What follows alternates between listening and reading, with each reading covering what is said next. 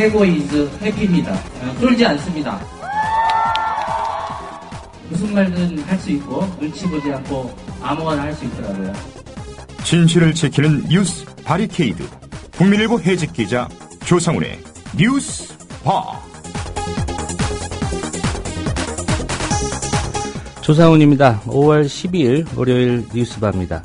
이제 사흘 뒤면 세월호 참사가 발생한 지 꼭 한 달이 됩니다. 현재까지 정부 당국이 집계해 발표한 사망자는 275명, 아직도 29명의 생사를 확인하지 못하고 있습니다. 오늘 뉴스바에서 짚어볼 주요 소식입니다. 세월호 참사의 이면에는 정부의 무분별한 규제 완화와 관계당국의 무능과 무책임이라는 본질적인 문제가 도사리고 있습니다. 이런 문제를 들여다보고 바로잡는 것이 세월호 참사의 진상을 규명하는 첫걸음일 것입니다. 모임 내에 세월호 특위를 꾸리고 세월호 참사 진상규명을 위한 17대 과제를 제시한 민주사회를 위한 변호사 모임 소속 박주민 변호사를 연결해서 오늘 자세한 얘기 나눠보겠습니다. 월요일의 요일별 코너 특정의 진수에서는 미디어스의 김한 편집장과 함께 세월호 참사와 관련해 발생한 김식원 KBS 보도국장 사임 사건의 전말을 짚어보겠습니다. 잠시 광고 듣고 뉴스바 이어가겠습니다. 안녕하세요. 참여연대 회원인 MBC 해직 기자 이용마입니다. 2014년 대한민국은 과거로 회귀하고 있습니다. 민주주의에 꽂힌 선거에 국가기관이 대대적으로 개입해 국민의 권리를 짓밟았습니다. 하지만 불법을 저지른 정부는 비판하는 사람들에게 오히려 종북딱지를 붙이고 있습니다. 경제민주화와 복지국가를 만들자는 국민과의 약속은 실종되고 공공부문 민영화가 국민의 동의 없이 강행되고 있습니다. 그래서 20살 청년 참여연대는 다시 신발끈을 묶습니다. 진실과 정의가 승리하는 나라, 권력이 국민에게 복종하는 나라, 특권층만이 아니라 대다수 국민이 행복한 나라를 만들기 위해 더 열심히 뛰겠습니다. 국민TV 라디오 청취자 여러분, 참여연대에 회원이 되어 함께 뛰어주세요. 세상은 저절로 좋아지지 않습니다.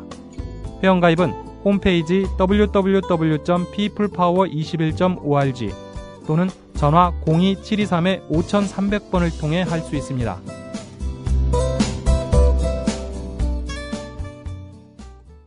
Breaking news regarding Flight 3. The United States is a threshold for America. 日本と同じで現地するから意味がないんです。环球消费调查，我们来说一种特殊的旅游。近年来呢，出国旅游。 출근길 국제뉴스 브리핑 장혜림의 월드 리뷰.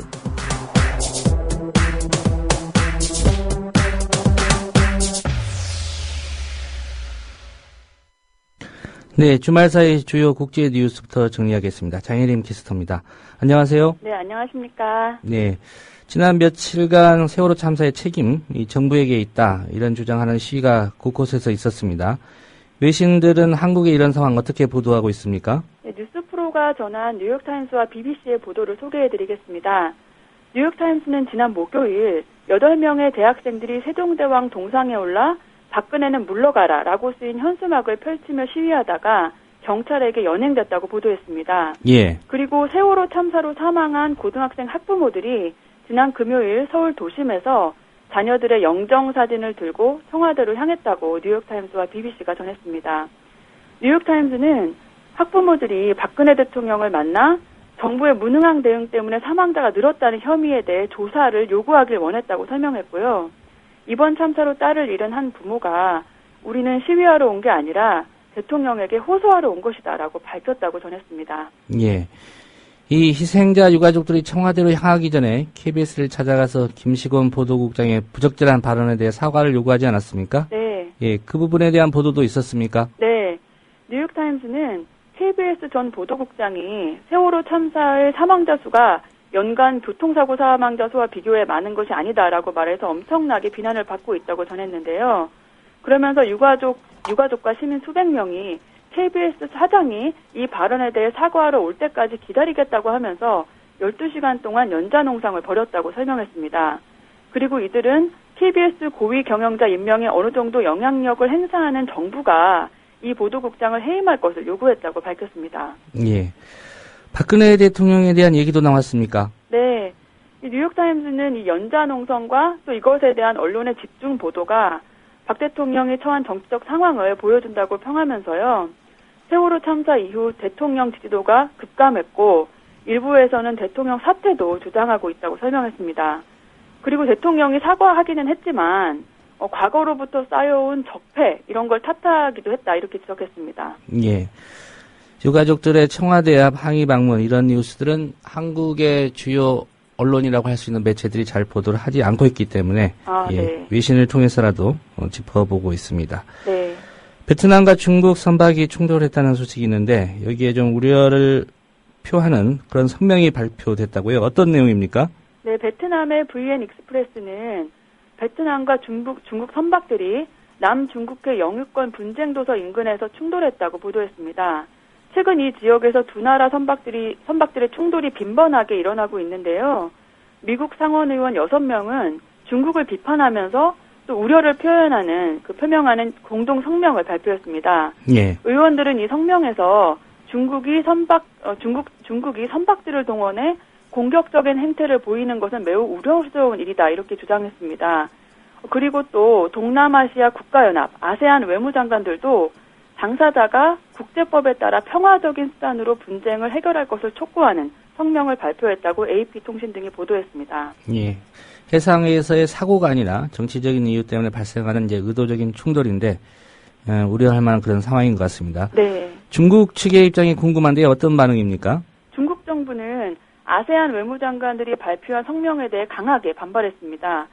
중국 외교부 대변인은 남중국해 문제는 중국과 아세안 간의 문제가 아니다라고 하면서 개별 국가가 남중국해 문제를 이용해 중국과 아세안 간의 우호 협력 분위기를 파괴하는 것에 반대한다 이렇게 말했는데요. 예. 이 말은 중국이 남중국해 문제에 아세안이 개입하는 것을 반대하고 또 베트남이 아세안을 통해 중국을 비판한 것에 대한 그런 경고 메시지로 보입니다. 예, 여기서 개별 국가, 베트남이 1차적인 타깃이겠지만 또 미국을 겨냥한 그런 발언으로도 좀 보입니다.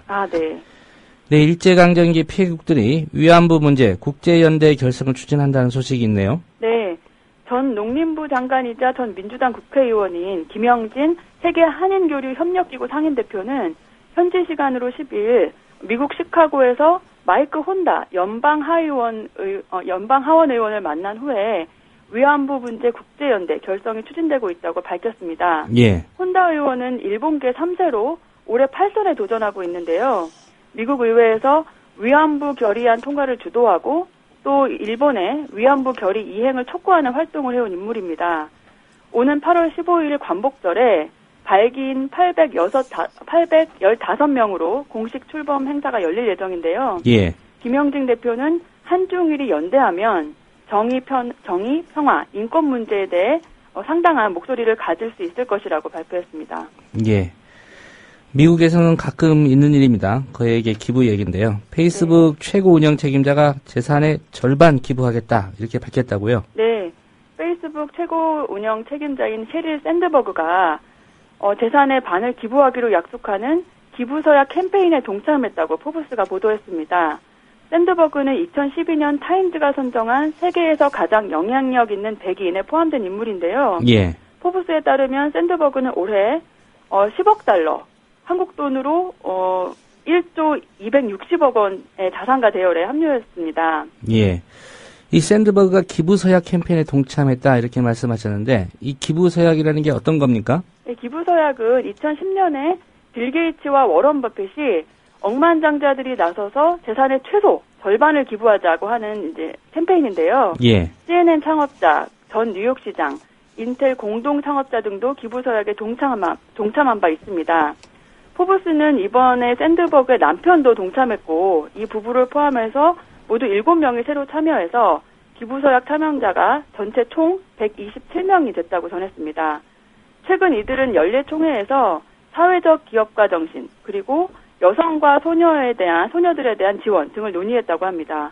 포브스는 전 세계의 억만장자가 1,650명에 이르는데 이중 기부서약 참여자는 불과 10%에도 못 미친다고 지적했습니다. 예, 삼성의 이건희 회장 포함해서 한국의 억만장자들도 이 기부서약에 좀 참여를 했으면 좋겠습니다. 네. 오늘 소식 잘 들었습니다. 네, 감사합니다. 네, 장혜림 캐스터였습니다.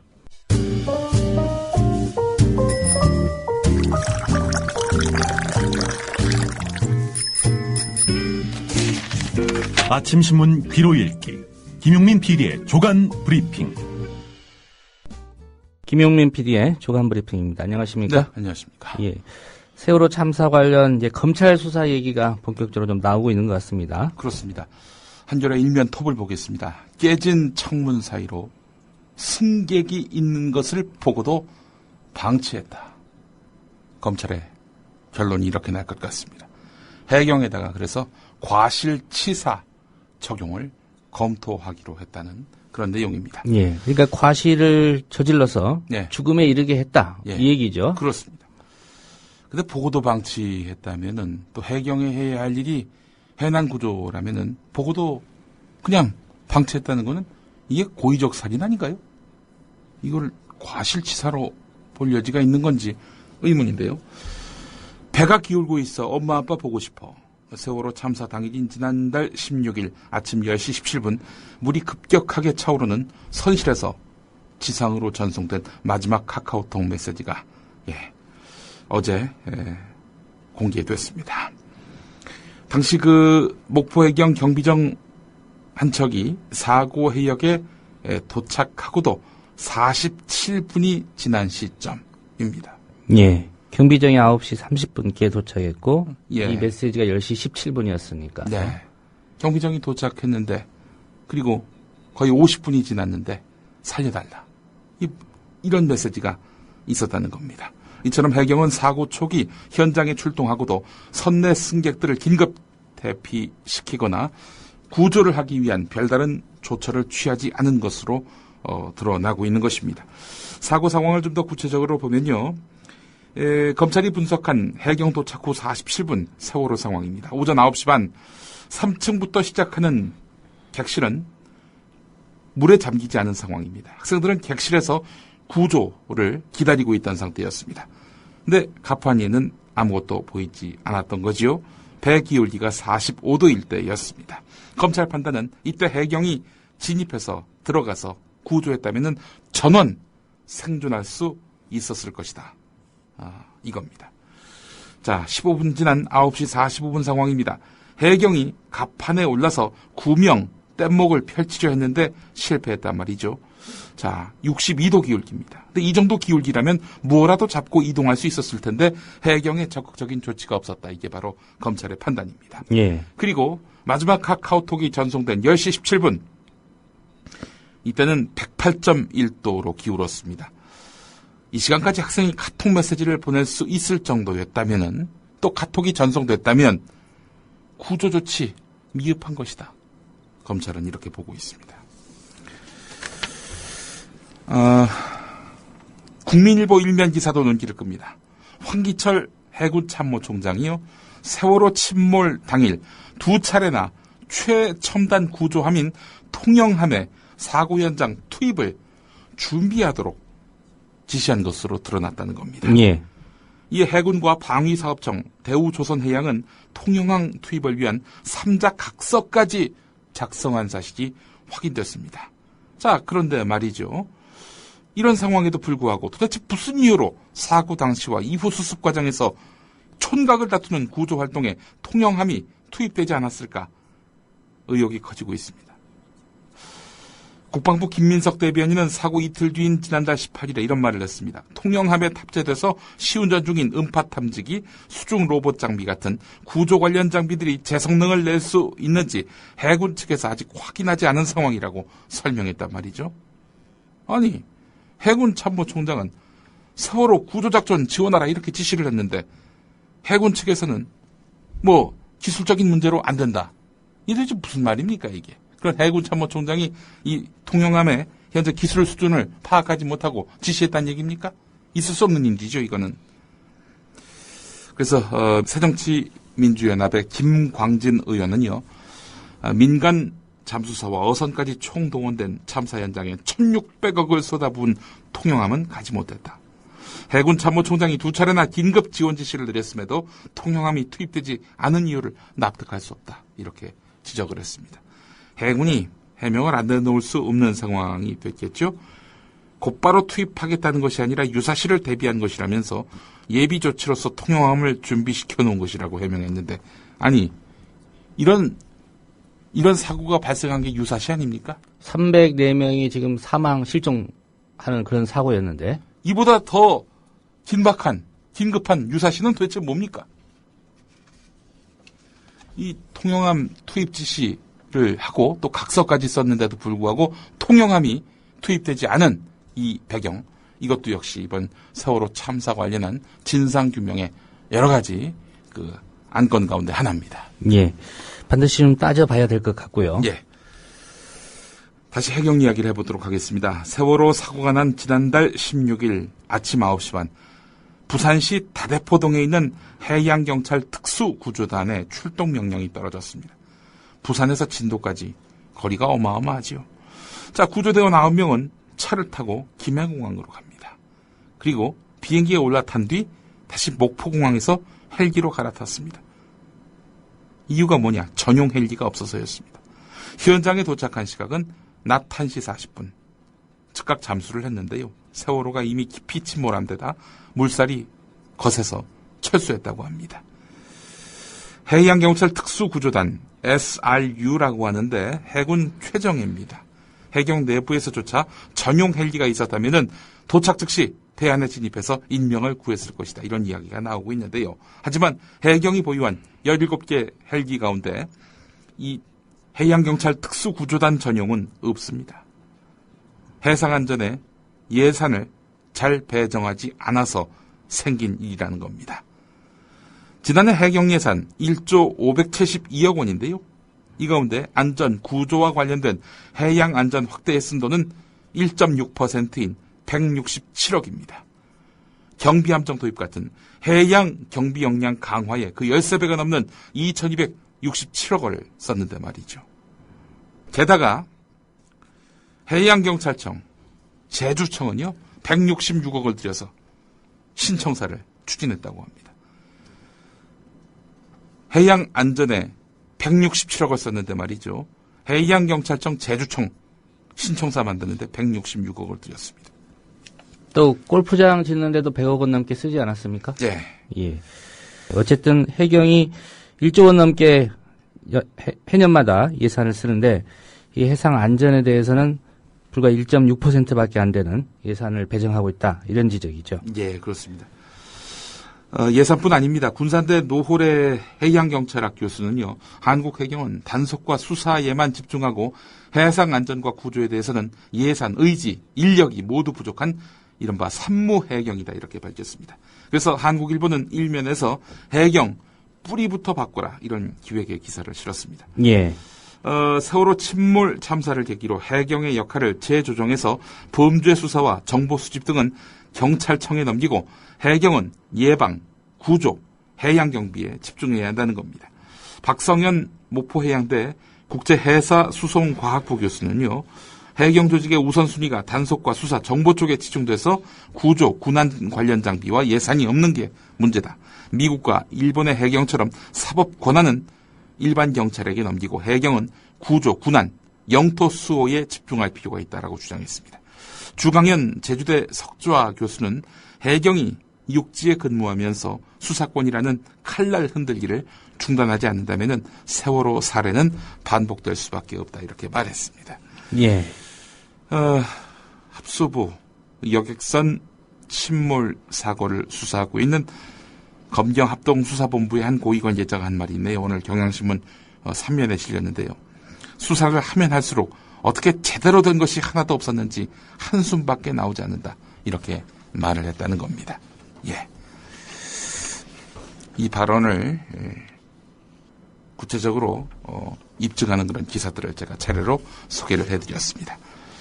한편 세월호 희생자 추모 집회가 지난 금요일 또 토요일에 있었는데요. 조선일보는요. 그 대한민국 어버이연합 탈북어머니회 같은 보수단체 회원 300명의 그 추모 집회를 주목했습니다. 이날 집회에는 세월호 희생자 유가족인 김복근 씨가 참여를 했는데요. 김복근 씨는 나는 이번 사고로 희생된 단원고등학교 2학년 6반 김동영 학생의 사촌형이다 이렇게 자신을 소개했다고 하는데요. 예. 김동영 씨는 일부 대통령 하야 주장에 대해서 당장 대통령이 하야한다고 해서 이미 벌어진 사고가 없어지는 것도 아니고 아이들이 살아 돌아오는 것도 아닌데 정치적, 경제적 이익 때문에 희생자를 이용하는 행동을 이해할 수 없다. 이렇게 말을 했다고 합니다. 사촌 동생의 죽음을 정치적으로 이용하지 말라. 오늘 조선일보가 사면에서 비교적 비중 있게 다뤘는데요. 조선일보는 그렇다면은 사촌 형의 그런 목소리를 이렇게 귀담아 들으면서 부모님 말씀은 왜 이렇게 귀 기울여 듣지 않을까라는 그런 의문을 갖게 만듭니다. 예. 그래서 할 수 없이 딴 신문을 통해서 이 부모님의 목소리를 찾아봤습니다. 한국일보 오면에 관련 기사가 있는데요. 세월호 참사 발생 이제 이번 주간으로 한 달이 됩니다. 유가족들의 요구는 한결 같다는 것이 이제 한국일보 기사 내용인데 정확한 사고 경위 파악 그리고 진상규명, 책임자 문책, 세월호 관련 특별법 제정, 재발 방지를 위한 국민안전대책 마련, 정부의 진심 어린 사과 이런 겁니다. 부실한 초동 조치 등 세월호 사고 대처 과정에서 나타난 의혹에 대해서 명확히 밝혀주기를 바라는 바를 나타내고 있는데 희생자 박모군의 어머니는요. 세월호 참사 같은 비극이 재발하지 않으려면 속 시원한 진상규명이 우선돼야 한다. 퇴진 대신 대통령이 나라의 수장으로서 본연의 역할을 해주길 바란다. 유가족 김모 씨도 정부와 싸우려는 것이 아니라 먼저 간 아이들의 억울함을 풀기 위해 진상규명을 요구하는 것이다. 이렇게 밝혔습니다. 만약 정부가 이 같은 유족들의 또 엄마의 요구에 반하는 진상규명 작업 미진한 태도를 계속 보인다면 정부는 그때는 유가족이 체념할 거라고 기대하고 있는 건지 의문을 갖지 않을 수가 없습니다. 한편 한국일보 기사를 보면요. 유가족이나 행사 주최자의 진보정당 가입 이력을 문제 삼으면서 정치색을 씌우는 것에 대해서 이 유족들이 불만을 표시하고 있다 이렇게 전하고 있습니다. SNS에서 대책위 대변인을 맡고 있는 유모 씨의 정의당 가입 이력을 문제 삼으면서 유가족의 요구를 반정부 행위로 매도하는 그런 몰지각한 인간들이 있죠. 이에 대해서 한 유가족은 자식을 잃은 슬픔마저 색깔론으로 접근하는 이들을 보면서 치가 떨렸다라고 말을 하고 있습니다. 예. 관련해서 한겨레 35면에 가보면 사설에 또 정치 선동론 타령인가라는 제목의 내용이 실려 있습니다. 안산에서 촛불 집회를 연 인터넷 모임 엄마의 노란 손수건 운영진에 대한 색깔 덧씌우기를 비판하고 있는데요. 조선일보와 동아일보는 이 모임 공동대표인 정세경 씨가 통합진보당 안산시 단원구 지역위원회 당원이며 운영진에 전 민주노동당 시의원 후보자가 들어있다는 점을 문제 삼았지요. 일전에도 소개를 해드렸는데요. 이른바 불순한 이력을 지닌 이들이 추모를 내세워서 정치 선동을 한다. 조선일보와 동아일보는 이렇게 보고 있는 건데요. 이 정세경 씨는 안산 반월공단의 한 자동차 부품 생산 공장에서 22년 동안 일해온 노동자라고 합니다. 지역 공동체 이웃이 희생된 참사를 애도하고 정부의 부실한 대처에 항의하는데 당적이 문제가 될 수 없는 건 자명합니다. 진보당 당원이거나 민주노동당에서 활동했던 사람은 추모할 자격도 없다는 얘기입니까? 그러고 보면 매번 정권이 코너에 몰릴 때마다 색깔론과 정치 선동론을 들고 나오는 쪽이야말로 같은 얼굴 아니냐라는 것이 한결의 질타입니다. 터무니없는 유언비어를 쏟아내는 것은 비판받아 마땅하지만 엄마의 노란 손수건은 없는 사실을 지어낸 적도 유언비어를 만들어낸 적도 없다. 모임 운영진에 어느 당에 그 당적이 있느니 하는 이런 시비를 거는 것 자체가 다른 문제로는 비판할 근거가 부족하고 논리가 궁색하다는 점을 보여주는 것 아니냐. 세월호 추모 집회를 정치선동, 정치투쟁으로 몰아가는 기준도 매우 자의적이다. 보수 언론은 박근혜가 책임져라. 이런 대통령 필요 없다 따위의 구호를 문제 삼았는데 대통령을 비판하면 정치선동이요. 그렇지 않으면 순수 추모 집회라는 이야기인지 도무지 알 수 없다. 세월호 추모 집회를 정치선동으로 몰아가려는 일련의 흐름은 국민에 대한 침묵의 강요라고밖에 볼 수 없다. 그거야말로 불순하다. 오늘 한겨레 사설 내용입니다. 예. 이런 가운데 한국일보 12면을 보니까 말이죠. 전남의 한 사립중학교 학생 15살인데 이 학생이 세월호 침몰 참사와 관련해서 1인 시위를 준비하다가 교사에게 위협을 당했다고 한국일보에 알려왔다는 겁니다. 이 학생은 세월호에서 승객을 구해내지 못한 해경과 정부, 언론을 비판하는 1인 시위를 준비하면서 담임교사에게 조언을 구했는데요. 담임교사는 거짓말까지 동원해서 시위를 막았다는 겁니다. 상부에서 학생과 교사가 세월호 관련 집회에 참가하지 못하게 하라는 공문이 내려왔다. 시위를 했을 때는 법적인 문제가 발생하며 부모님과 학교가 추궁당할 수 있다. 너 하나 때문에. 이런 식으로 얘기를 했다고 하는데 한국일보의 확인 결과 교육부, 시도교육청 등 관련 기관은 세월호 참사 관련해서 학생이 시위나 집회에 참가해서는 안 된다는 공문을 일선 학교에 보낸 적이 없다는 거지요. 또한 현행법상 학생의 집회 시위의 자유를 제한하는 규정도 존재하지 않습니다.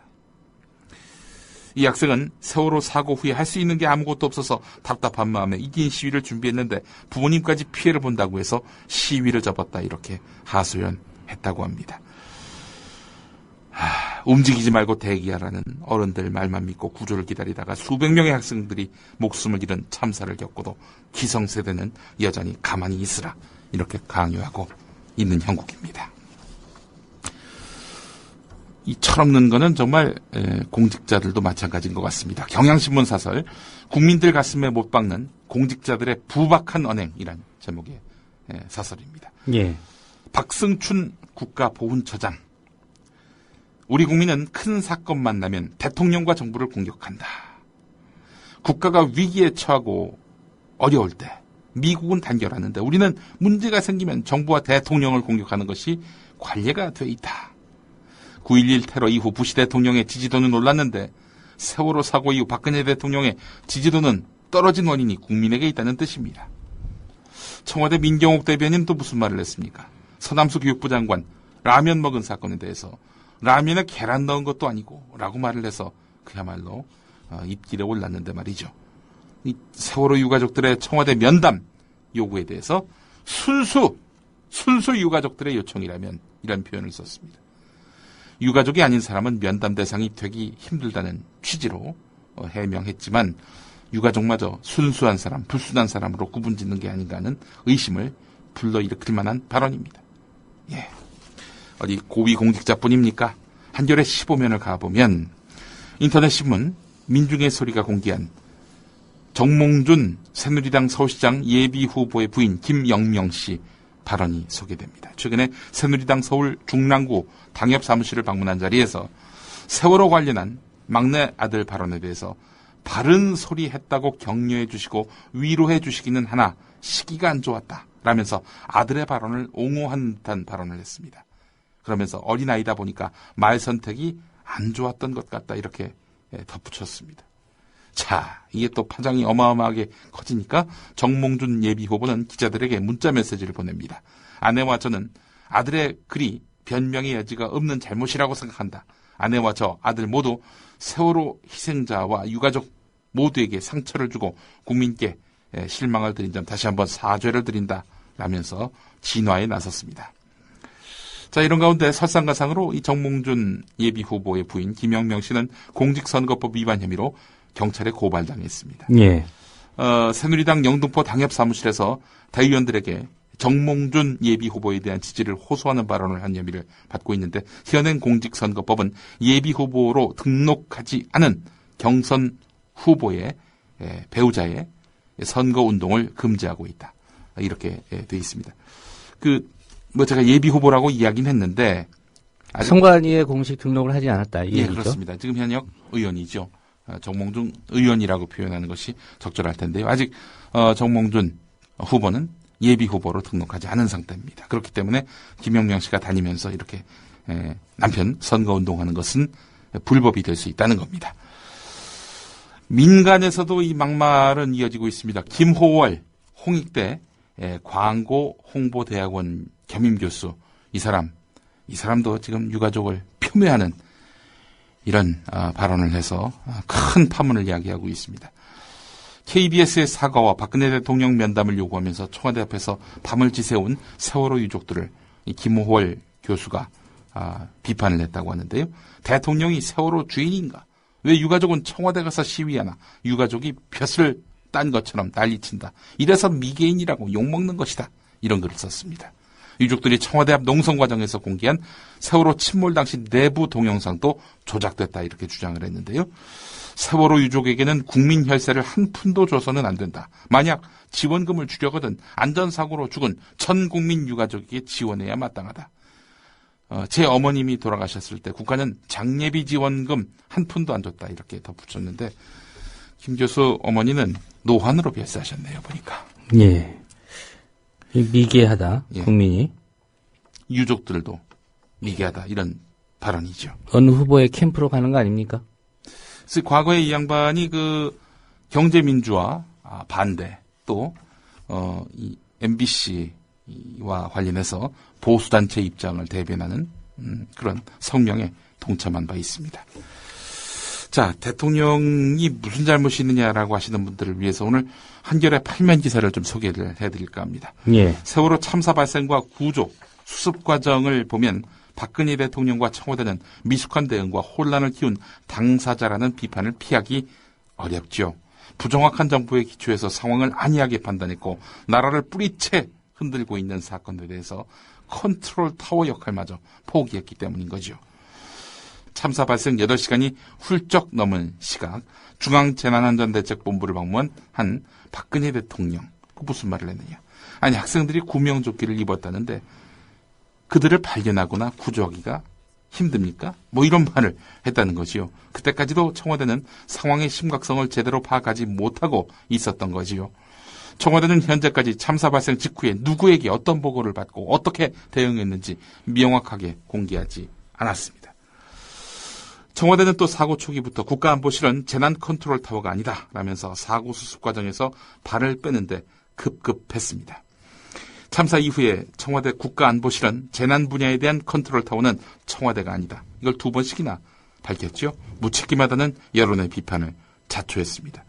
대통령의 입인 청와대 대변인은 서남수 장관의 응급치료 탁자에서 컵라면을 먹은 것과 관련해 계란을 넣은 것도 아니고 끓여 먹은 것도 아닌데 라면서 옹호를 했단 말이죠.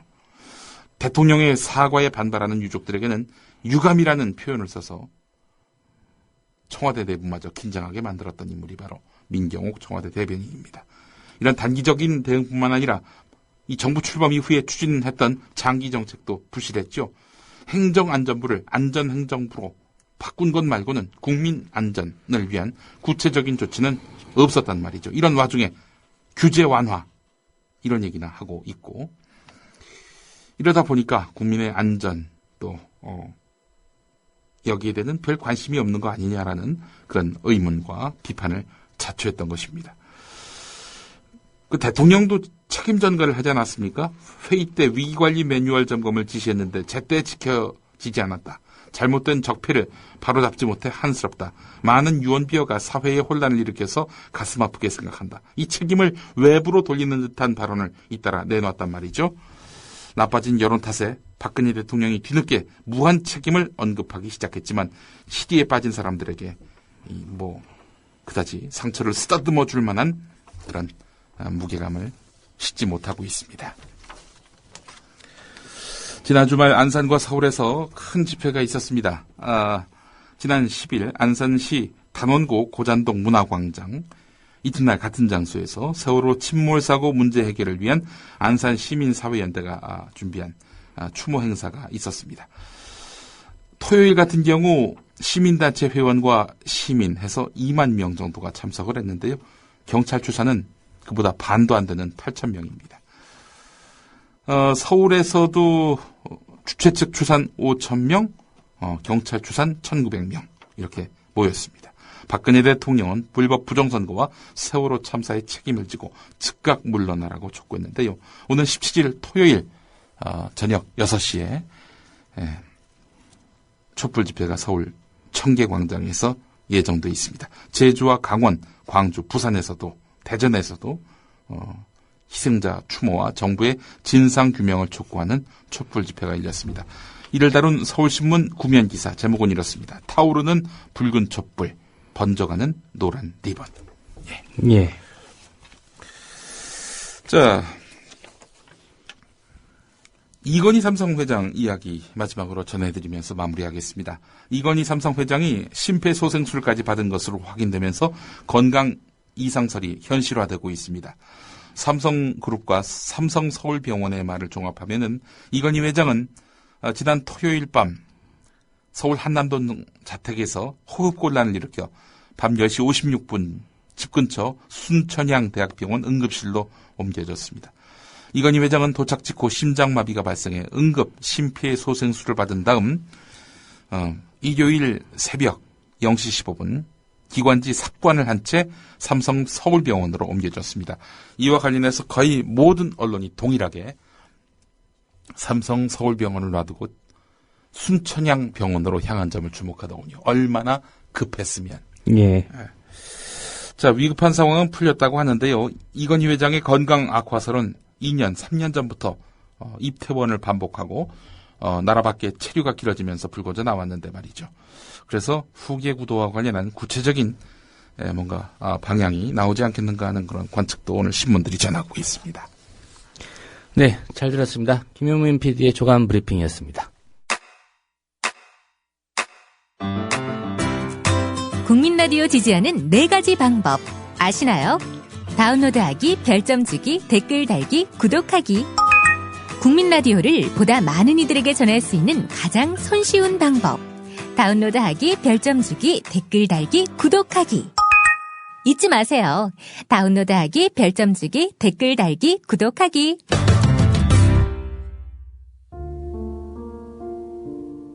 제 아들이 동영상에서 엄마 아빠 사랑해 내 동생 어떡하지 했던 2학년 4반 7번 김동혁의 엄마입니다. 엄마, 아빠, 내 동생 어떡하지? 저도 방송에서 제 아들이 그랬듯이 사랑한다고 하고 싶어서 올라왔습니다. 사랑하는 내 아들 동혁아, 2년 전 세상에 지치고 힘들어하던 너희 아빠를 통해 너와 내 동생을 만나 단조롭고 조용하던 엄마의 일상은 많은 변화를 가지고 왔어. 외롭고 기댈 가족이 많지 않았던 너에게 외할머니, 외삼촌, 이모들이 생기고 든든한 형이 생겨서 너는 아주 뿌듯해하며 우리 가족 모두는 표정부터 달라졌었지. 친구도 많이 없었어. 집에만 있던 너가 행복해하는 가족들의 지원 아래 단원고 착한 친구들을 사귀고 만화 그리기를 하며 친구들과의 수다를 엄마에게 전해줄 때 아빠는 늘 너를 응원하며 진짜 행복하다고 입버릇처럼 말했었어. 전원 구조됐다는 보도에 너가 갈아입을 옷을 걱정하며 진도로 떠났던 엄마와 아빠. 하지만 3일 밤낮에 기도만 하던 너의 착한 아빠는 이제 더 이상 생존의 희망보다는 너를 빨리 찾아야 한다는 일념으로 행복함과 진도체육관을 동분서주했었어. 앉아서 기다리기에는 절차와 날씨와 기술로 지체하는 구조체계에 분노할 수밖에 없는 게 아빠의 마음이었어. 23일 새벽 MP3와 함께 나타난 너의 시신을 보며 엄마와 아빠는 또다시 비통하고 그 순간에도 널 찾은 것이 아직 찾지 못한 부모님들께 너무 죄송했단다. 너와의 마지막 통화에서 좋은 추억 만들고 선생님 말씀 잘 듣고 건강하게 돌아오라고 말했던 아빠는 입을 찢고 싶은 분노로 괴롭고 힘든 시간을 보내고 있어. 자는 듯이 이쁜 모습으로 부모님 품에 돌아와줘서 너무 고마워 내 아들. 얼마나 무섭고 얼마나 고통스러웠냐. 구조를 믿고 기다렸던 순수했던 너와 그 많은 친구들에게 엄마가 어떻게 하면 용서를 구할 수 있겠니. 엄마 아빠 사랑해요. 내 동생 어떡하지라고 마지막 영상으로 남긴 천사 같은 내 아들아, 너무 고맙다. 너가 내 아들이 되어줘서 그리고 앞으로 평생 단원고 2학년 4반 7번 김동혁의 엄마로 살게 해줘서 너무 감사하다. 용접공으로 20년 전을 묵묵히 살아온 착한 아빠를 자랑스러워했던 너. 동혁아, 그곳에서 친구들과 함께 힘을 좀 내줄래? 마지막 한 명까지 친구들 어떤 모습으로든 엄마 아빠한테 돌아와주길 너희들이 좀 도와줘. 동혁아, 국민의 안전을 위해서 세금을 내고 묵묵히 일터에서 소시민으로 살아왔던 너와 친구들의 엄마 아빠가 너희들의 희생이 제발 헛되지 않기를 간절히 원하고 있어. 내 동생이 그리고 이 땅의 국민으로 살아가는 수많은 사람들이 마음 놓고 여행 다니고 마음 놓고 내 나라를 자랑할 수 있는 그런 대한민국이 되기를 멀리서 응원해 주길 바래. 내 아들 김동혁, 너가 가장 힘든 시간에 너와 함께 해주지 못해서 정말 미안하다. 그리고 너가 걱정했던 너의 여동생, 너의 착한 아빠 꼭 이 새엄마가 지켜줄게. 동혁아 사랑해!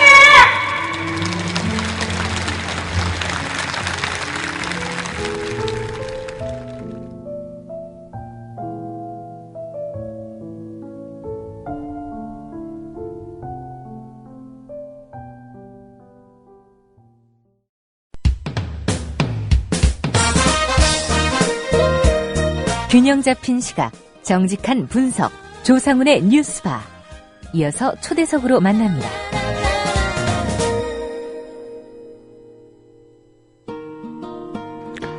네, 여야 정치권이 세월호 참사, 국정조사, 그리고 특검 등의 문제를 두고 지루한 줄다리기를 이미 시작했습니다. 5월에 일단 임시국회가, 5월 국회가 열릴 예정입니다. 그러는 사이에 민주사회를 위한 변호사 모임, 이번 사건의 근본적 진상규명을 위한 작업에 선제적으로 착수했습니다.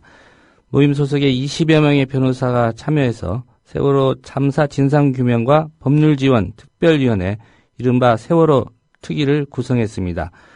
진상규명을 위해서는 17대 과제를 선정해 발표했습니다. 이번 사건의 근본적인 배경이 무엇인지 민변 사무처장 맡고 계시는 박주민 변호사로부터 직접 얘기 들어보겠습니다. 박 변호사님 안녕하십니까? 예, 안녕하십니까? 예.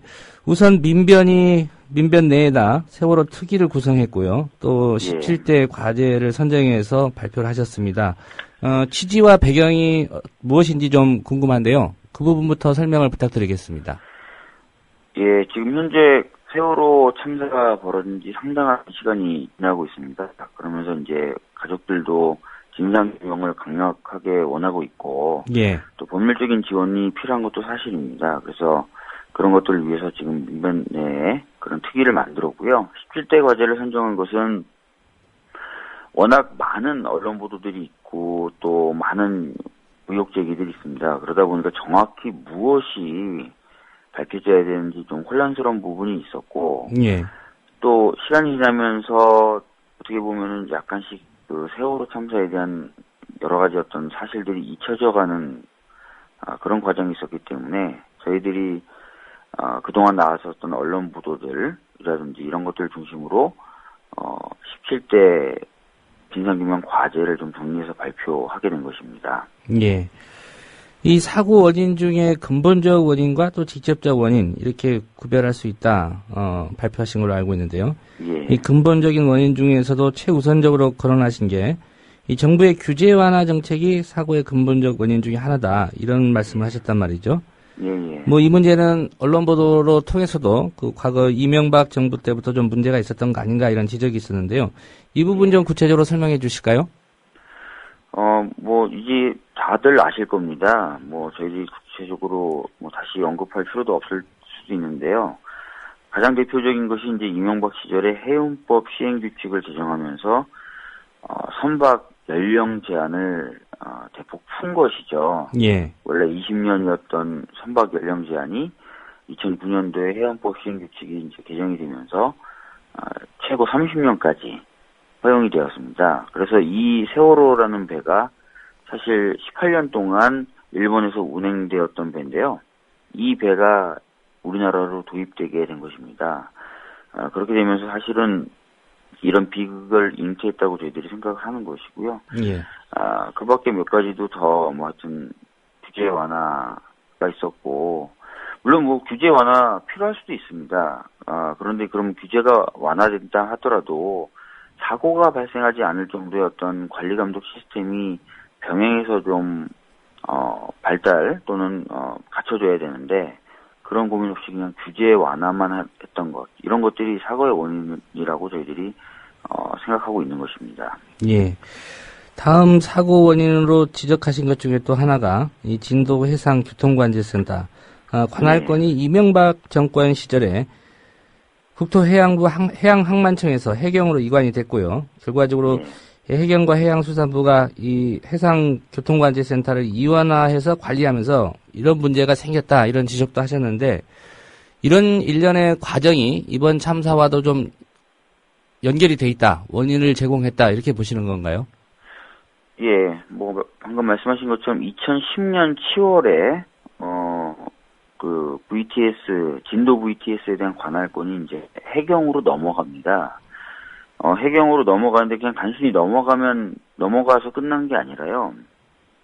넘어가지 않은 다른 VTS의 경우에는 계양질서법에 저촉을 받으면서 입항 보고, 그 영역에 들어가면서 이제 보고를 하는 의무를 계양질서법에 따라서 계속 부과를 하는데, 해경으로 넘어간 VTS들은 이제 계양질서법을 따르는 것이 아니라 해사안전법을 따르게 되면서 그 영역에 들어가면서 보고하는 의무가 사라져버리게 됩니다. 예. 그래서 이번에도 사실은 세월호가 진도 VTS의 영역에 들어가면서 보고를 하지 않아도 됐었다는 것이죠. 그래서 오히려 멀리 있었던 제주 VTS에다가만 이야기를 하게 됩니다. 근데 사고는 이제 진도 VTS 영역에서 발생하면서 제주 VTS에서 사고 접수를 하고 그 내용이 다시 진도 VTS로 전달되는 과정. 이 과정에서 무려 상당한 시간이 12분이라는 시간이 공중으로 나가버리게 됩니다. 그러면서 이제 이 사고에서 좀 더 많은 인명을 구할 수 있었는데 못 구했다라고 보는 것이 저희들의 생각이죠. 그러니까 해경으로 넘길 수도 있는데 해경으로 넘긴다 하더라도 똑같이 영역에 진입하면 보고를 하도록 의무주의는 그런 법이 따라서 가야 되는데 예. 그게 못 따라간 거죠. 그러면서 이제 12분이라는 시간이 공중으로 날아갔다. 이렇게 저희들은 생각하고 있습니다. 예. 예. 초기에 12분이라면 정말 많은 탑승객을 구조할 수 있는 그런 충분한 시간이었을 것으로 판단이 됩니다. 예. 예, 한국해운조합의 부패나 또 안전관리 체계의 무시, 무대책 이런 부분도 근본적 원인의 하나로 꼽으셨습니다. 어떤 측면에서 이 부분은 근본적 원인이라고 보시는지요? 지금 직접적 원인 중에 하나로도 좀 꼽히는 것이 과승이었습니다. 그죠? 이런 어떤 짐을 실는 거나 승객이 타는 것에 대한 체크를 정확히 해줬어야 사고 발생이 이루어지지 않을 텐데요. 이런 어떤 것들을 관리하는 것을 운항관리사들이 하게 되어 있습니다. 예. 그런데 이런 운항관리사들은 한국해운조합 소속이에요. 그런데 이 한국해운조합은요, 이제는 다들 아시겠지만 선박회사들이 모여서 만들도록 되어 있습니다. 그렇기 때문에 자기네들이 자기네들을 감시하는 형식으로 되어 있는 것이죠. 그러니까 당연히 제대로 관리가 안 되는 게 맞다고 볼 수 있습니다. 특히 그리고 이 한국해운조합이 그나마 그러면 제대로 감시하면 좋은데 자신들의 이익률을 높이기 위해서 이 운항관리사의 숫자를 지속적으로 줄여왔습니다. 그러다 보니까 자기네들이 자기네들 감시하는 것을 넘어서서 심지어는 아예 감시하지 않게 되는 그런 상황이 벌어졌던 것입니다. 예. 이런 부분도 역시 사고의 근본적인 원인 중에 하나다라고 생각하고 있습니다. 예. 사고의 근본적인 원인 그리고 앞으로 해결해야 될 17대 과제 선정해서 발표하셨는데 그동안 이 사고 이후에 미비안에서 자체적으로 사고에 관한 어떤 세밀한 조사를 해오셨습니까? 현재까지 저희들이 했던 것은 그 언론이 보도했던 바들을 중심으로 내용을 정리한 것이고요. 예. 일부 내용은 저희들이 이제 네트워킹을 갖고 있는 그 선박 관련 전문가들이 있습니다. 그래서 그 전문가들의 자문을 받아서 정리한 내용도 있습니다. 아직까지 저희들이 완전히 본격적인 조사에 착수하고 있지는 않습니다. 왜냐하면은 가족들과의 관계 부분을 좀 정리할 필요가 있어서 그런 부분을 정리하는데 지금 시간을 들이고 있고요. 예. 이제는 뭐 거의 정리가 다 됐기 때문에 본격적인 조사에는 착수할 예정입니다. 네.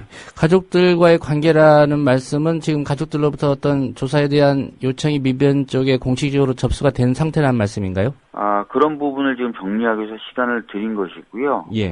사실 이제 어제 가족회의에도 제가 참석을 했었습니다. 그래서 가족들의 생각을 제가 들었고요. 그런 내용을 바탕으로 해서 어떤 식으로 가족들과 관계를 맺으면서 진상조사를 할 것인가에 대해서 이번 주 초반에 좀 정리를 하려고 생각 중에 있습니다. 예. 그 참여하신 거는 유가족들의 요청에 의해서 참여를 하신 거고요. 가족들 회의에 참석한 거요? 예. 물론입니다. 예. 유가족들도 민변이 일정 부분 좀 역할을 해주기를 그렇게 바라고 있는 그런 상황인 것 같군요. 예, 몇 가지 또 직접 원인을 살펴보도록 하겠습니다. 무엇보다도 해경의 어이없는 초기 대응이 여론의 질타를 받았고요. 특별히 또 민간 업체이죠. 언딘과의 유착 의혹 이런 부분도 좀 많이 문제가 됐었던 것 같습니다. 더 나아가서 또 정부의 언론 통제 이것도 사건 축소하고 은폐하려는 거 아니냐 이런 비판도 따랐었는데 이 부분에 대해서는 어떤 원인 분석을 하고 계신가요? 지금 사실은 저희는 이렇게 생각하고 있습니다. 이런 대형 참사가 계속해서 반복되는 이유 중에 하나가 정부가 스스로의 잘못을 드러내고 그 잘못을 드러내는 과정에서 여러 가지 의견을 반영하는 그런 작업을 안 해서 그렇다. 근데 잘못을 이제 드러내지 않으려고 하는 부분 중에 하나가 언론에 대한 통제와 사건 은폐가 되겠죠. 예. 실제로 지금 보면은 그 언론 보도에 따르면은 여러 가지 어떤 지침들이 있었다라는 내용들이 보도가 되고 있습니다. 그러니까 위기 관리에 대해서 대응하는 지침에서도 어떤 언론에 의한 충격을 상쇄할 만한 아이템을 찾아라라는 내용이 나왔었고요. 예. 방송통신위원회에서 나왔던 문건에도 보면은 방송사를 조정 통제하라라는 내용이 나왔었다는 것이죠. 그리고 또 이제 기자분들이 문제를 제기했던 부분들도 있었습니다. 그래서 그런 부분들을 저희들이 좀 상세히 좀 밝혀보려고 하고 있고요. 예. 그 다음에 이제 아시다시피 진도체육관이라든지 평목항 같은 경우에 일일 평균 22명의 사복경찰이 배치돼 있었다라는 것이 보도된 바가 있습니다. 이것은 이제 피해 가족들을 도우려는 의도라기보다는 피해 가족들에 대해서 감시하고 피해 가족들이 어떤 그렇죠. 동향 파악하고 이런 것들이 주된 어떤 목적이었다고 보고요. 특히 이번에 청와대 앞에 저희 가족들이 갔을 때 유가족분들이 계속해서 반복적으로 얘기했던 내용이 있습니다. 무슨 내용이냐면 사고가 발생해서 첫날부터 셋째 날까지 자신들은 전문가라고 생각하고 테이블에 마주 앉았었던 그 상대방, 정부 측 상대방이 사실은 전문가가 아니라 정보관이었다. 그러면서 도대체 이게 뭐하는 짓이냐라고 문제제기를 했었단 말이죠. 예. 그만큼 사고 초기부터 정부는 구조보다는 가족들에 대한 동향 파악 및 감시 이것들이 오히려 더 핵심적인 문제였다는 것이죠. 그런 것들, 이런 것들을 저희들이 전반적으로 좀 문제 제기하려고 합니다. 예. 이제 전반적으로 문제 제기를 하신다고 말씀하셨는데 특별히 이런 경찰을 배치해서 유가족들 그리고 실종자 가족들의 동향 파악하고 한 거 실정법으로 좀 문제 삼을 수 없습니까? 있습니다. 실제로 동향 파악이라든지 감시했던 부분은 직권남용으로 고소나 고발이 가능합니다. 예. 저희들이 뭐 이미 국민 TV 통해서 국민 라디오 통해서 말씀드렸지만 이번에 이제 방송사에서 청와대 앞으로 이동할 때도 경찰이 에스코트를 한다는 명목이었지만 실질적으로는 사이드카로 그 버스 앞을 가로막아서 시속 15km에서 20km로만 달리게 했었던 부분도 있지 않습니까? 진행 속도 일부러 이제 늦추게 만든 거죠. 진행 속도를 늦추게 만든 거죠. 왜냐하면 그쪽에 경찰 병력이 배치가 돼야 되니까. 예. 그런 것들 또는 SBS죠. 방송사와 인터뷰하는데 이제 뒤에서 녹취를 한 거, 뭐 이런 것들 다 사실은 직권 남용이 됩니다. 기본권을 침해한 것이죠. 그래서 그런 부분들은 저희들이 형사상 문제 제기를 할 생각도 있습니다. 예. 예. 이제 유족들하고 협의를 해서 형사상으로 문제 제기를 하시겠다 이런 취지신 것 같고요. 예.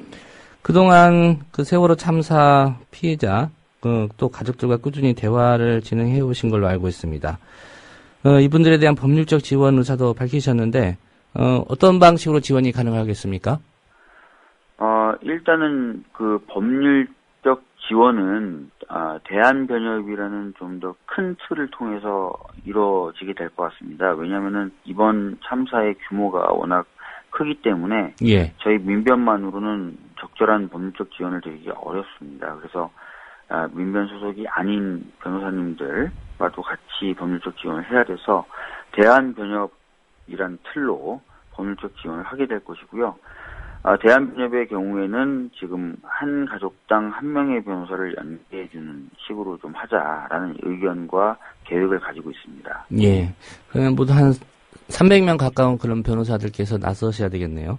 예, 맞습니다. 지금 거의 한 400명 정도의 변호사들이 자원을 하고 있는 상태입니다. 예. 예. 아직 어떤 사고 마무리가 좀 되지 않은 상황이어서 법적인 부분을 좀 언급하는 게 시기상조일 수도 있겠는데 어쨌든 대한변협 차원에서는 가족 한 사람당 변호사 한 분씩을 좀 배정을 해서 도움을 주겠다 이런 취지시죠? 예, 맞습니다. 예. 예. 네, 피해자 가족들 앞서 좀 언급을 하셨는데 그 청와대 앞 침묵 시위도 했었고요. 또 지난 금요일 그 청와대 앞에 이제 KBS 보도국장 그 사태와 관련해서는 유가족들 항의 방문했을 때 박 변호사님도 현장에 계신 걸로 알고 있었습니다. 당시 좀 경찰이 좀 과하게 유족들의 이런 집회나 이런 걸 좀 대응한 게 아니냐 이런 지적도 있는데 현장에서 보시기에 어땠습니까? 사실 저희들이 이제 가족분들이 KBS에 도착했을 때도 경찰들이 완전히 에워싸면서 접근 자체를 불허를 했었었고요. 청와대 쪽으로 이동했을 때 역시도 마찬가지 반응을 보였습니다. 그래서 가족분들은 굉장히 분노하셨죠. 그 이유는 뭐냐면 특별히 어떤 범죄 행위를 예정한 것도 아니고 단순히 본인들의 의사를 좀 전달하고 싶다는 것일 뿐인데 예. 관계자들이 나와서 맞는 것이 아니라 경찰들을 통해 가지고 완전히 접근을 차단했던 것, 이거 자체가 이제 어떻게 보면은 가족분들의 의사라든지 또는 이 사건의 중요성 무시하는 것 아니냐라고 많이들 생각을 하셨죠. 그리고 특히 이제 청운동 앞에서 가족분들이 어떻게 보면 연좌를 해서 농성을 하고 계실 때 노란색 리본을 단 사람이라든지 또는 검은색 쪽 계통의 복장을 입은 사람이라든지 거기 그 대오에 합류를 할 것처럼 보여지는 사람들의 경우에는 경복궁역에서부터 통행을 차단을 했었습니다. 이것 자체가 이제 가족들이 보기에는 가족들을 고립시키려고 했던 것, 이렇게 보고 있는 것이고요. 예. 그렇지 않다 하더라도 그 통행했던 분 당사자들이 봐도 사실은 이제 이동의 자유를 심각하게 침해한 것이죠. 그래서 전반적으로 좀 과잉하고 불법적인 경찰력 집행 아니었나 이렇게 생각하고 있습니다. 예. 청취자 중에 한 분이 이런 질문을 해오셨습니다. 요새 그 세월호 참사 관련 어떤 집회나 시위 현장을 보면은 경찰이 복면을 하고 있거나 얼굴을 가리고 이렇게 대응을 하고 있는 모습들이 자주 보이는데 이게 법적으로 어떤 문제가 있는 건 아닌지 질문을 하셨는데 어떻습니까? 사실 경찰들이 꼭 얼굴까지 보여야 된다 이런 규정은 없습니다. 그러나 공무 집행을 하는 과정에 있어서는 자신의 신분을 드러내야 될 필요가 있기 때문에 명찰을 착용한다든지 자기 신원을 분명하게 드러낼 필요가 있습니다. 그리고 다들 아시겠지만 프랭크 라리 유엔 인권특별보고관이 경찰이 집회 과정에서 자신의 신분이 명확하게 드러나지 않는 형태로 복장을 착용한다든지 하기 때문에 집회 이후에 과도한 공권력 행사에 대해서 국민들이 문제제기가 어렵다라는 문제제기를 했었고요. 거기에 대해서 우리나라 정부가 신원을 분명하게 확인할 수 있도록 복장을 갖춰서 입히겠다라고 약속을 한 바가 있습니다. 그래도 지금 보면 그게 지켜지지 않고 있고요. 거기다 덧붙여서 이제 말씀하신 대로 마스크까지 쓴다면 완전히 이제 신분을 안 드러내는 것인데요. 그렇게 되면 이제 집회 이후에 이 경찰들이 했던 과도한 공권력 집행이나 이런 것들이 있다면 국민들이 문제 제기를 할 수 없죠. 누가 누군지 모르니까요. 그죠? 그래서 예. 이런 것들은 이제 라리 특별보고관의 지적처럼 시정이 돼야 될 문제라고 생각합니다. 예. 시민들이 그런 상황, 아까 그 통행을 방해하거나 제지당하는 상황에서 해당 경찰관에게 소속과 이름을 물어볼 수 있는 거죠? 그럼요. 예. 통행을 제한당한 분들이 계시다면 당연히 그 제한을 한 경찰관에게 이름이라든지 이런 것들 당연히 물어보실 수 있습니다. 예. 예. 거기에 대해서 또 근거가 무엇인지 따질 수도 있는 거고요. 예, 맞습니다. 그건 경찰관 직무집행법에 나와 있는 얘기이기 때문에요. 예. 따라야 되겠죠. 예. 예.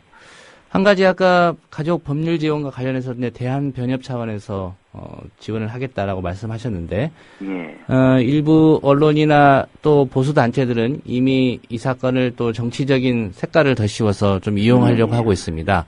또 민변에 계시다 보니까 그런 지적 또 의도적인 그런 비판들이 좀 적지 않이 있습니다. 민변이 참여하게 될 경우에 이런 부분에 대한 좀 부담감은 없으신지요?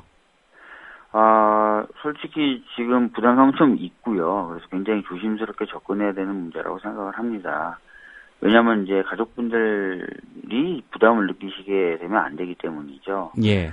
근데 저는 이런 생각도 좀 해봤습니다. 왜 보수 언론과 정부가 계속해서 이 가족분들과 시민사회단체가 융합되는 것, 연결되는 것을 에 대해서 뭔가 이상한 보도를 하느냐. 그걸 바라지 않기 때문이죠. 예, 그렇게 됐을 경우에 더 파급력이 크고 더 이 사건이 장기화될 거라고 생각하기 때문입니다. 그래서 그런 어떤 보도라든지 어떤 정부의 어떤 행동 거기에 저희들이 무조건 순응할 필요 없이 조금 더 노력을 해서 가족분들이 시민사회단체들과의 연계도 갖게 만드는 것. 그래서 이 싸움을 좀 더 지속적으로 좀 더 강력하게 가져가서 다시는 이런 일이 없도록 만들 필요도 있다. 이런 생각도 가지고 있습니다. 예.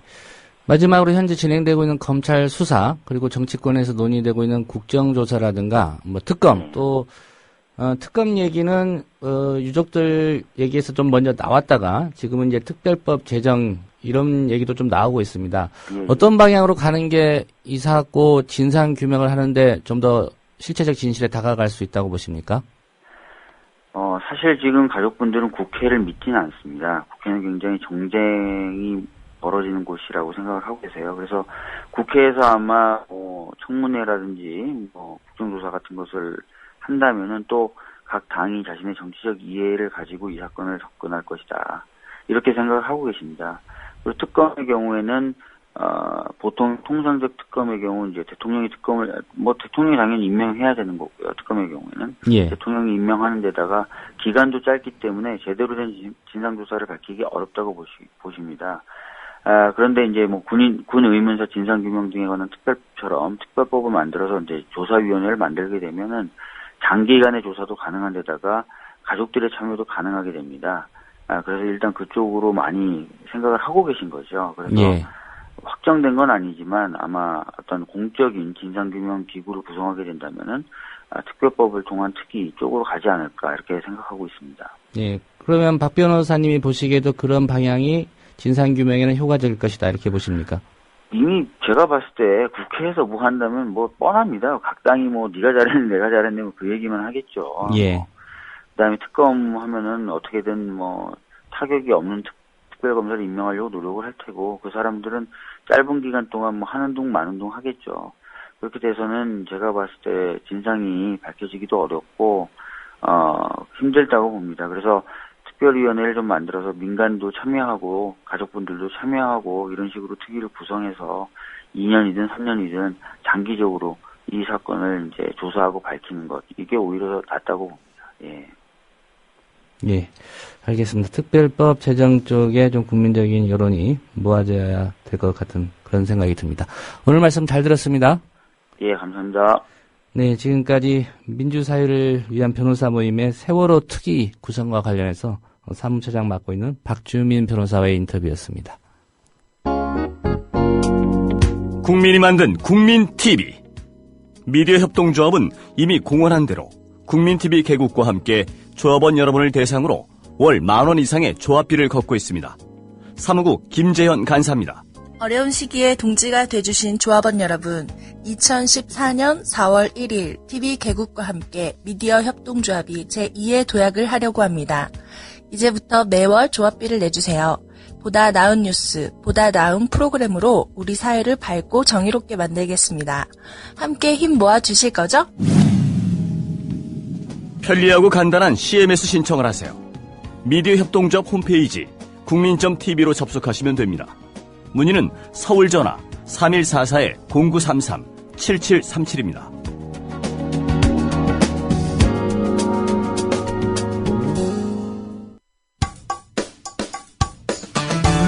여러분께서는 지금 국민일보 해직기자 조상훈이 진행하는 국민라디오 아침 시사 프로그램 조상훈의 뉴스바를 듣고 계십니다.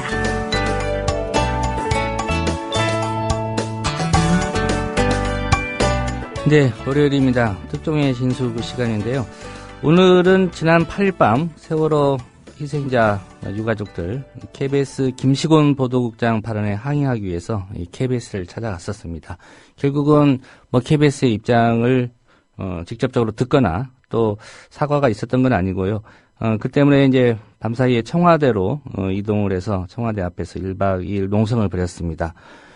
뻣뻣하게 나오던 KBS, 청와대에 어떤 교감이 있었는지는 모르겠습니다. 김한영 사장이 직접 그 청와대 앞으로 와서 사과를 했고, 또 김시곤 보도국장 사표 받겠다 이런 발표하면서 일단 가족들은 안산 현지로 돌아갔습니다. 오늘은 미디어스의 김한 편집장과 함께 이 사건의 전말 그리고 어떤 문제들이 있었는지 짚어보도록 하겠습니다.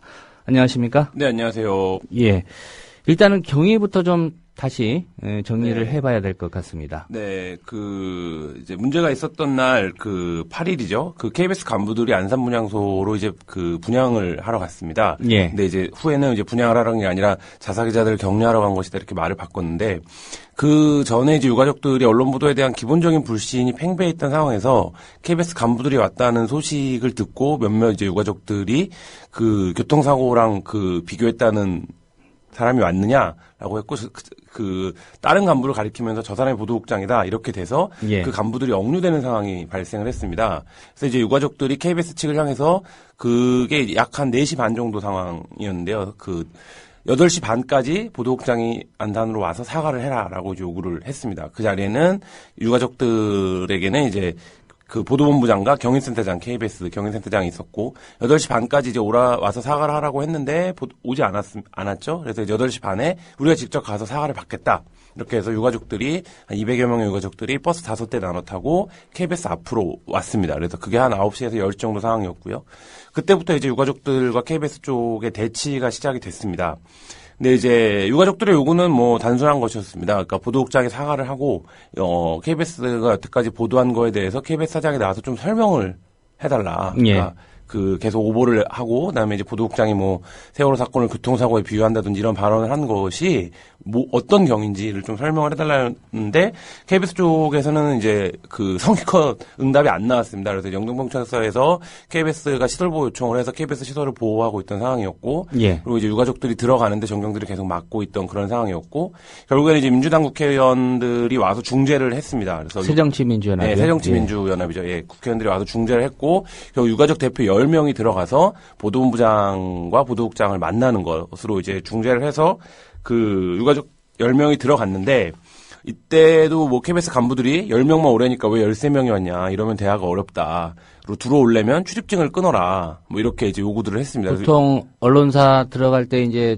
이름, 주민번호, 또 방문 목적 기재하는데 그것까지 다 절차를 밟으라는 얘기를 했다는 거죠. 그렇죠. 예. 그래서 유가족들이 사과를 받기 위해서 왔는데 우리가 무슨 여기서 그렇게는 못하겠다라고 해서 이제 1층 로비에서 대화가 시작됐고, 보도국장 결국 내려오지 않았습니다. 근데 이제 이 보도국장이 내려오지 않은 이유가 폭행의 우려가 있다라고 이제 얘기를 했고, 유가족들이 굉장히 흥분을 한 상황이 됐고, 저는 개인적으로 의도적인 도발이었다라고 봅니다. 사실 이제 그런 발언을 할 필요가 없는데. 본인이 맞을 짓을 했다고 생각한 모양이죠? 네, 자세한 이유는 모르겠습니다. 그래서 어쨌든 유가족들이 그러면 언론 입회하에 만나자라고 해서 JTBC만 들어와라. 이제 유가족들이 지명을 해서 JTBC가 들어오는데 또 KBS 쪽에서 그 몸내 자존심이 상했는지 예. JTBC 취재진을 막으면서 또 이제 몸싸움이 좀 벌어지기도 했고요.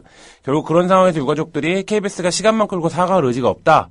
청와대로 가서 이 문제를 박근혜 대통령에게 하소연을 하겠다. 이런 취지에서 이제 청와대로 자리를 옮기게 된 그런 상황이 이제 8일 밤에서 9일날 낮까지 이어진 상황이었습니다. 예. 유족들이 JTBC 취재진만 들어오라고 한 이유는 이제 특별히 좀 공정하게, 네. 뭐 지상파, 종편 여러 채널이 있지만 네. 이번 사고를 좀 다루고 있기 때문에 네. 뭐 그런 이유겠죠. 예, 그런 이유였고요. 당일 현장에서 보면 이제 뭐 KMS, KBS, MBC, SBS, YTN 뭐 연합뉴스에 대한 이제 유가족들의 불신이 뭐 정말 팽배하다. 취재조차 좀 어려운 지경이고 뭐 종편은 뭐 말할 것도 없고요. 그래서 예. 이 언론에 대한 유가족들의 불신 지난 시간에도 말씀드렸지만 그 유가족들이 입장을 발표할 때마다 언론의 오보나 언론에 대한 불신을 표하고 있거든요. 근데 현장에서 이제 그런 분위기들을 보면 언론에 대한 이 반감이 상당하다는 것을 알 수 있었습니다. 예.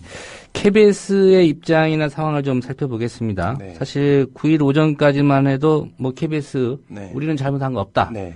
오히려 억류당하고 폭행당했다. 네. 그리고 일부 언론이 왜곡 보도를 했다. 네. 이런 주장했고요. 네. 관련해서 리포트까지 하지 않았습니까? 네, KBS 아침 뉴스에는 보도국장이 발언을 한 것이 한국 사회의 안전불감증을 전반적으로 성찰해봐야 된다라는 취지였는데 일부 언론이 왜곡 보도를 하고 있다. 그 교통사고 관련 발언을 하지도 않았다. 뭐 이런 취지에서의 그 리포트까지 별도 편성을 했었고, 예. 오전까지도 뭐 꿈쩍하지 않았었습니다. 그런데 갑자기 그 상황이 급변하기 시작합니다. 한 10시경 정도였죠. 유가족 대표 3명이 그 청와대로 이제 면담을 하러 들어갑니다. 그래서 청와대에서는 박준우 정무수석이 나왔고 이 자리에서 박준우 정무수석이 유가족들에게 KBS 사장이 만나고 싶어 하는 것 같은데 알고 있느냐라고 의중을 물어봅니다. 예. 그래서 이제 유가족들은 전혀 들어본 바 없다라고 했는데 알았다, 알아보겠다.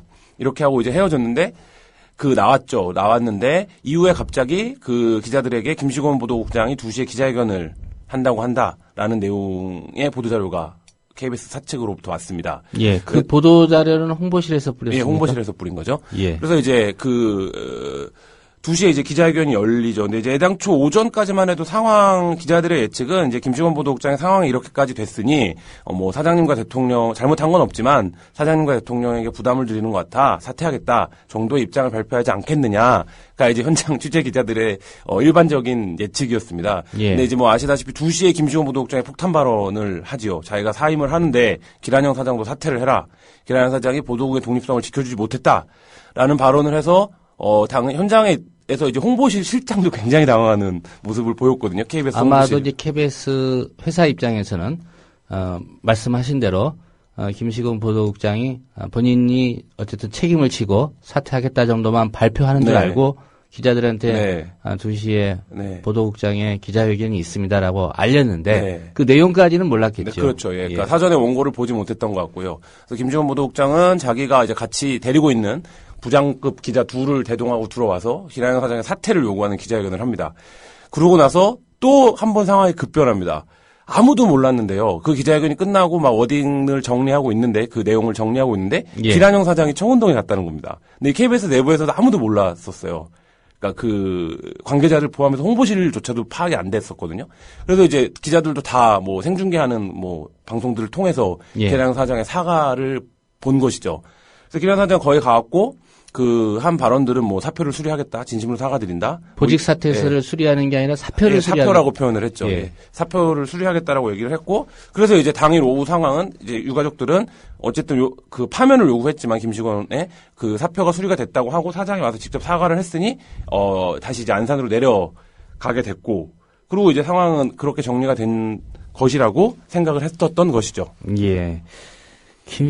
김한영 사장이 그 청운동 주민센터 앞 그 유족들이 모여있던 장소에 간 거는 본인의 자유의지라고 보긴 좀 어렵다라고 보여지고요. 예. 몇 가지의 외부적인 작용이 있었다라고 봅니다. 뭐 길 사장 본인이 얘기하지 않으면 정확한 파악은 안 되겠지만 예. 첫 번째는 아까 말씀드렸던 청와대의 박준우 수석의 발언입니다.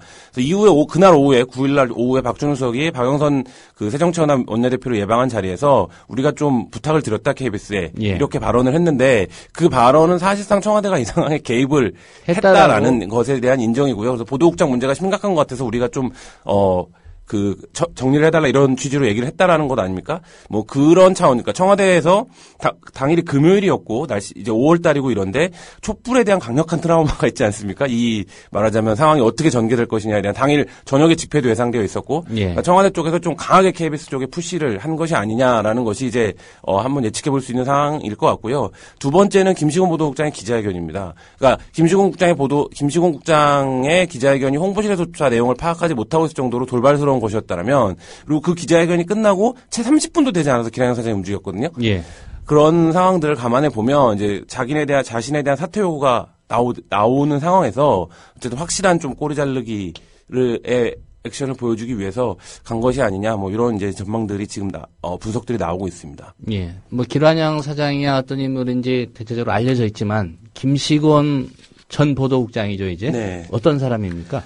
KBS 보도국 내에서 굉장히 좀 많은 문제를 일으켰던 양반입니다. 뭐, 대표적인 것들만 말씀을 드리면, 뭐, 용산 참사라고 쓰지 마라. 이게 왜 참사냐. 뭐, 이런 발언을 보도국 내에서 해서 논란이 되기도 했었고요. 그 다음에 이제 윤창중 사건 때는, 백으로 청와대 배경이나 태극기 같은 걸 쓰지 마라. 예. 그러니까 연상이 되게 이미 사퇴했는데, 뭐, 이런 발언을 하기도 했었고요. 뭐, 4대강 관련 보도를 불방시킨 것은 뭐, 여러 차례 있었고요. 그리고 이제 그 외에도 자기가 한 게 아니라 이제 기량영 사장이 시켰다라고 얘기를 당일날 JTBC 뉴스에서 했지만 뭐 윤창중 사건 같은 경우 톱으로 올리지 마라. 뭐 이런 지시들을 여러 차례 해서 KBS 보도국 내에서 굉장히 좀 문제가 됐던 인물이고요. 그리고 이 김시곤 국장은 이제 김인규 사장을 만든 사조직이 있습니다. 예. 이 사조직의 핵심 멤버 중에 하나였고요. 그 김인규 사장 시절 그러니까 전임 이명박 정부 시절부터 승승장구를 하기 시작해서 보도국장까지 오른 그런 인물입니다. 예. 그 김시곤 보도국장이 기자회견하면서 기량영 사장도 사퇴해야 된다 이렇게 얘기했고요. 네. 말씀하신 대로 당일날 그 JTBC 기자와의 통화에서도 어쨌든 사사건건 기량영 사장이 보도에 네. 개입을 했었다. 네. 예. 그리고 권력은 또 KBS를 통제하려고 할 것이다. 이런 발언을 했습니다. 네. 김시곤 국장이 뭔가 더 하고 싶은 얘기가 있지 않을까요? 네, 뭐 그렇다라고 생각이 되는데 이제 뭐 엄청나게 센 발언들을 많이 했죠. 예. 뭐 예를 들면 뭐 사장은 대통령만 보고하는 사람이다. 지금 말씀하신 것처럼 권력은 KBS를 늘 언제나 통제하려고 하고 통제해왔다. 뭐 이런 발언도 했고, 그 다음에 사사건건 개입했고, 그 예로 이제 윤창중 사건 같은 경우에 탑으로 올리지 말라는 지시도 했었다. 예. 뭐 이런 얘기들을 했었는데, 사실 이게 방송 역사상 초유의 일입니다. 그러니까 보도국장이 아침까지 보도국장이었는데, 그 아침까지 보도국장이었다는 것의 의미는, 방송국의 뉴스 제작 시스템상 아침에 이미 아이템 회의를 다 했을 거거든요. 그럼 이제 그 아이템 회의까지는 관장을 다 했겠죠, 자기가, 본인이요. 그러던 사람이 저녁에 같은 시간에 방송하는 종편 뉴스에 나가서, 자사 사장을 막 이렇게 인터넷에서 하는 말로 폭풍 디스를 한다 이런 상황 자체가 사실 이해가 안 되는 상황인데 뭐 그런 상황이 됐고 이런 상황 자체가 지금 그러니까 사실 뭐 좀 뭐 뒷골목 수준이다 이렇게밖에 얘기하기 어려운데요. 그러니까 이런 상황 자체가 기간 한 이명박 정부부터 지금까지 KBS가 어떤 형태로 운영이 되어 왔는지 그리고 어떤 사람들이 KBS에서 실질적인 영향력을 행사해 왔는지 예. 뭐 이런 것들을 아주 적나라하게 보여주는 그런 상황이 아니었나 싶습니다. 예. 김시곤 전 보도국장 같은 경우에 지금 보직을 사퇴했고요. 네. KBS에 사표를 제출한 건 아니죠? 네. 근데 그 부분이 지금 또 논란이 되고 있는데요.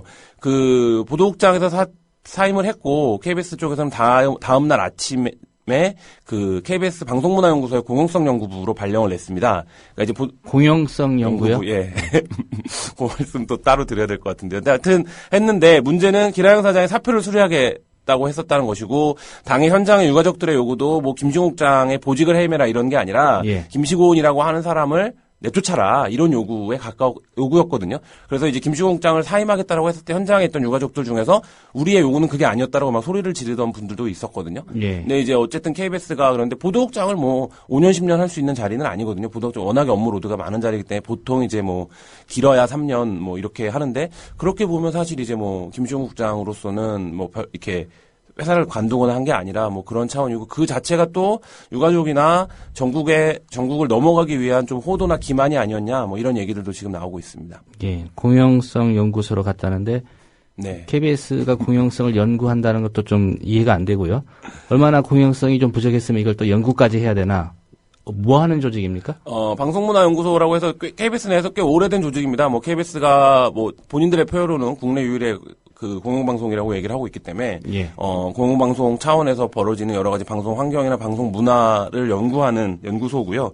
거기서 이제 공영성 연구부 같은 경우는 이제 그 방송의 공영성 같은 것들을 어떻게 구조적으로 제도적으로 좀 그 뒷받침할 수 있는 이제 좀 이런 정책 보고나 이런 그 담론의 연구 이런 걸 주로 하는 부서로 알려지고 있고요. 예.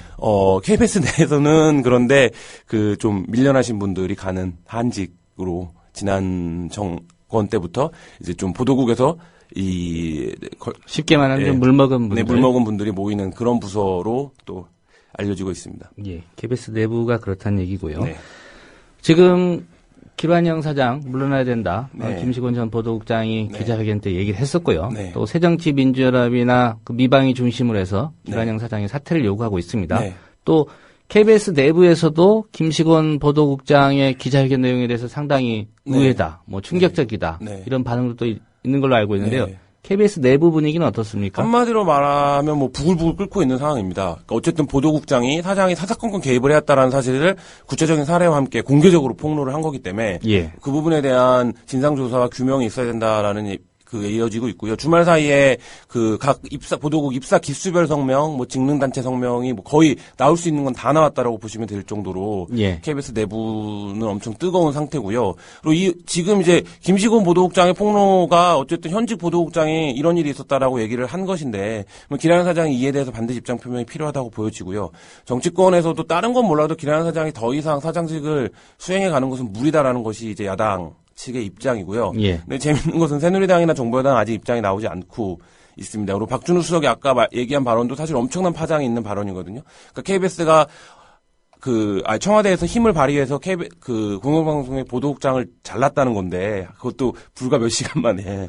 이게 당초의 입장은 뭐 개별 언론사의 인사에 그렇죠. 관여할 바가 아니다라고 네. 했는데 네. 관여를 한 거란 관여를 말이죠. 한 거죠. 관여를 한 거고 그 관여의 결과가 결국엔 김시곤 보도국장의 사임으로 나타난 거고 김시곤 보도국장의 기자회견 내용을 보면 김시곤 국장은 그것을 딱 한마디로 보도국에 대한 부당한 개입이다라고 주장을 한 것이거든요. 예. 그러니까 거기에 이제 저항을 한 것 아니겠습니까? 김시곤 국장이 뭐 이런 상황이 펼쳐지고 공영방송을 중심으로 놓고 이런 상황이 펼쳐지고 있는 것 자체가 그동안 이제 저희가 많이 얘기해왔던 언론 장악이라고 하는 것이 어떤 형상이었고 어떤 국면이었는지가 딱 드러나는 뭐 이런 상황이 됐고요.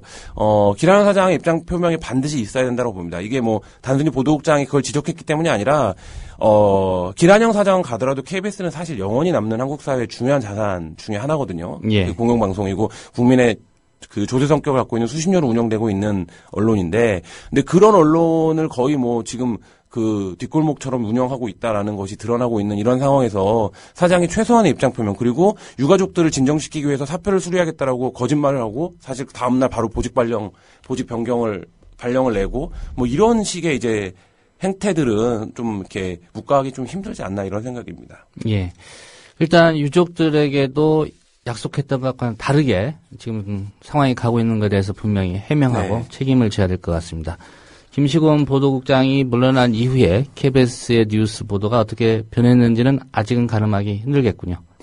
근데 이제 당일날 뉴스 보도를 보면 좀 알 수 있는데요. 당일날 김시곤 보도국장이 사장의 퇴진을 요구했다는 거가 KBS 리포트에 들어가지 않았습니다. 예. 그러니까 SBS는 이제 그 굉장히 다이나믹한 상황이잖아요. 근데 이제 예. 그래서 리포트를 쪼개서 보도를 했는데 KBS는 한 리포트로 가름을 하면서 그냥 뭐 유족들이 상의를 했고 김시곤 보도국장이 사임했다 정도로 가름을 했는데 사실 핵심은 전하지 않는 거고 김시곤 보도국장이 퇴진한 이후에도 KBS 뉴스는 사실 그 이전과 별로 달라지지 않았습니다. 예, KBS 내부의 각성을 촉구하겠습니다. 시청자의 한 사람으로서. 네, 잘 들었습니다. 네, 감사합니다. 예, 미디어스의 김한 편집장이었습니다. 저희가 준비한 소식은 오늘은 여기까지입니다. 지금까지 제작의 김효진 PD였고요. 저는 조상훈이었습니다. 내일 오전 7시 30분에 다시 오겠습니다. 들어주신 여러분 고맙습니다.